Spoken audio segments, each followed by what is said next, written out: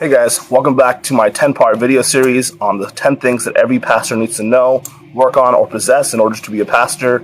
If you've been following me, this week we're actually on episode 5, so on the 5th thing that every pastor needs to know, work on / possess in order to be a pastor. This past week, as I've been dialoguing with my peers, my mentors, and some of my teachers in school, it was pointed out to me that it was almost ignorant for me to try to give advice on what it means to be a pastor, what they need to work on, what they need to possess, when I myself am not in that position. So I took that advice that I got and decided to involve some other people in this role this time. So for this first week, I actually got my friend. I'll actually let him introduce himself to you guys. Hi, I'm John. I'm a pastor at a church in Vallejo, California, which is in the Bay Area. And my title is Pastor of Young Families, but I also serve as a succession pastor, which means I will replace our current senior pastor. And my friend David asked me if I could help contribute to his video series. So here we are. And anyways, so I don't want to take away too much time from him. I want to let him speak his mind, and I will be back at the end of his conversation to let you guys know my thoughts and my views on what he has to say. So tune in. From my perspective, one of the things that every pastor needs is to make a decision in their heart that they will love Jesus more than anything else, more than any person in their ministry. At the end of John's gospel, Jesus asked Peter this question 3 times. Peter, do you love me? But the first time he adds something specific to it. Do you love me more than these? And I think that is critical for pastors as they go about the work of ministry, both for theological reasons, but also practical reasons. There are far too many reasons we would need to cover them all. Theologically, we would say if you put anything above Jesus, it's idolatry. But let's look at purely the practical. If a pastor is unwilling to put Jesus above his flock, he'll run into certain problems. Some of those being what happens when he makes his congregation upset, when those people that he loves dearly are upset with him. What's he going to do?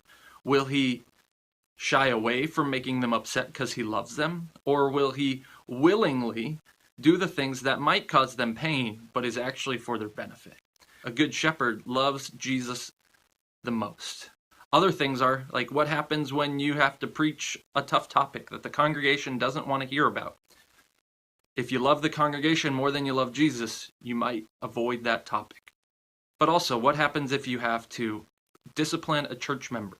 If you are so concerned with how the members of the church will react, you're not going to do it. So my encouragement to every minister, every person in ministry or ministry training is to settle this question in your heart. Do you love me more than these?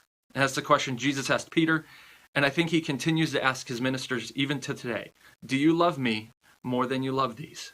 That would be my one thing that every pastor needs to do.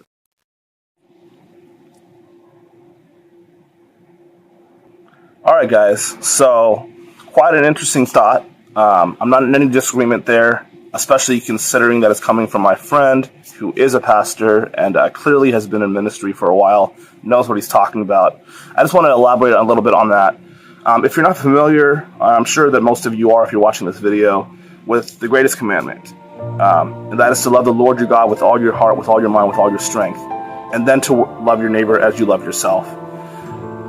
What John was doing today, he was focusing on the first part of that passage, which is truly important. How can we love our neighbors? How can we love ourselves if we don't love God? If we don't prioritize God as our number one priority? The examples he was giving as far as being able to do church discipline, or as far as being able to give a harder sermon, sometimes we'll shy away from those issues in life. Even relating back to myself and a close friend of mine, I've been friends with this friend for over 10 years, and because he was so close to me, I never actually took the opportunity to give him the gospel, to actually sit down with him and communicate to him about who Christ was. And today, that opportunity doesn't exist anymore.